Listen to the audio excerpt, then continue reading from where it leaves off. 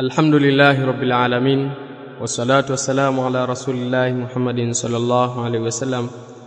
Allahumma ighfir lana wa li shaykhina wa lil mu'minina wal mu'minat wal muslimina wal muslimat al ahya'i minhum wal amwat, amma ba'd. Assalamu alaykum wa rahmatullahi wa barakatuh.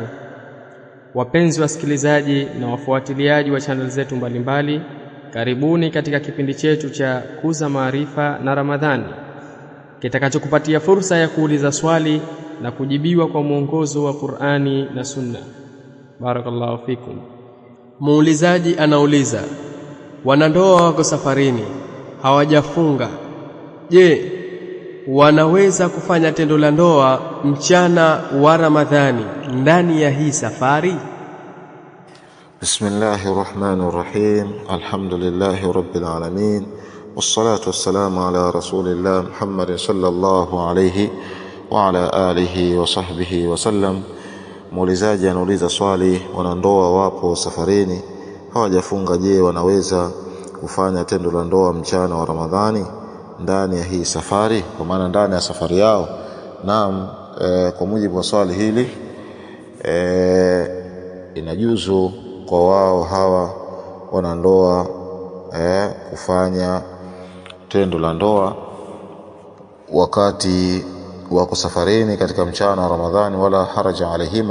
Wanasema wanachuoni, yajuzu li zawjain almusafirain, inajuzu kwa wanandoa wenye kusafiri, aljimaa, yani aljimaa inajuzu kwa wao tendo la jimaa fi nahar Ramadhan, katika mchana wa Ramadhan, wala haraja alaihima, wala hakuna ubaya juu yao.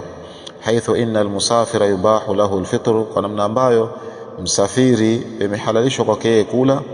Wa man ubiha lahu alfitr ubiha lahu aljimaa wa ghayruhu, yule ambaye atakayekuwa kwamba kumehalalishwa kwake yeye kula, basi kumhalalishwa kwake jimaa na vinginevyo min almufattirati, katika vile ambavyo venye kufunguza. Kwa maana ikiwa amehalalishiwa yeye kula, basi ieleweke kwamba vile vile tendo la jimaa kwake yeye imehalalishwa kwake yeye. Na waliulizwa wanachuoni akiwemo al-Allama Ibn Uthaymeen alayhi rahmatu min Allah, aliulizwa kuhusiana swali kama hilo, kuhusiana na mtu ambaye amemjamii mke wake katika mchana Ramadhani wa huwa musafir. Akajibu Sheikh Ibn Uthaymeen akasema, la haraja alayhi fi dhalika, hakuna ubaya juu yake kuhusiana jambo hilo, lianna almusafira yajuzu lahu an yuftira bil akli wa shurbi wal jimai, kwa sababu msafiri inajuzu kwake yeye kufungua bil akli, kwa kula, wa shurbi na kunywa, wal jimai na kufanya tendo la jimai. Fala haraja alayhi fi hadha wala kafara, hakuna ubaya kwake yeye katika jambo hili, wala hakuna kafara yote. Walakin yajibu alayhi an yasuma yawman alladhi aftarahu fi Ramadhan, lakini ni wajibu juu yake kuja kufunga ile siku ambayo alikuwa ameila kuhusiana na mwezi wa Ramadhani. Kadhalika almar'a, vile vile mwanamke, la shay'a alaiha, hakuna ubaya juu yake, idha kanat almusafira, itakapokuwa kwamba msafiri muftira, tena akawa amefungua, au ghairu muftira, au si kwamba amefungua, fi dhalika alyawm ma'ahu, katika siku hiyo ambayo iko pamoja yeye. Ama idha kanat muqima, ama itakapokuwa kwamba ni muqima, mkaazi, fala yajuzu lahu jima'uha, ikiwa mwanamke ni mkaazi, haijuzu kwa huyo mwanamume kufanya naye jimai, in kanat sa'imatan fardhan, itakapokuwa kwamba mwanamke amefunga faradhi, li'annahu yufsidu 'alayha ibadataha, kwa sababu jambo hilo litafisidi juu yake ile ibada yake. Wajibu 'alayha an tamtani'a minhu, na ni wajibu juu yake mwanamke kujizuilia.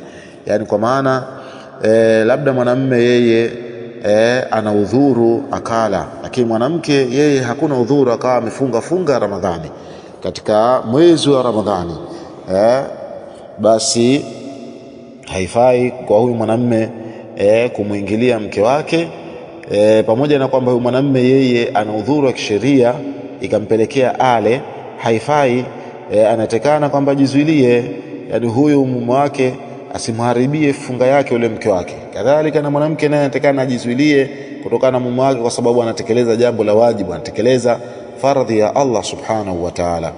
Kwa hiyo kwa mujibu wa swali ambavyo lilikuwa limekuja, ikiwa hawa ni wasafiri, inafaa kwa wao kufanya tendo la jimai wakati wapo safarini. Subhanakallahumma bihamdik nashhadu an la ilaha illa anta nastaghfiruka wa natubu ilaik. Barakallahu fikum wa jazakumullahu khaira, wallahu a'lam.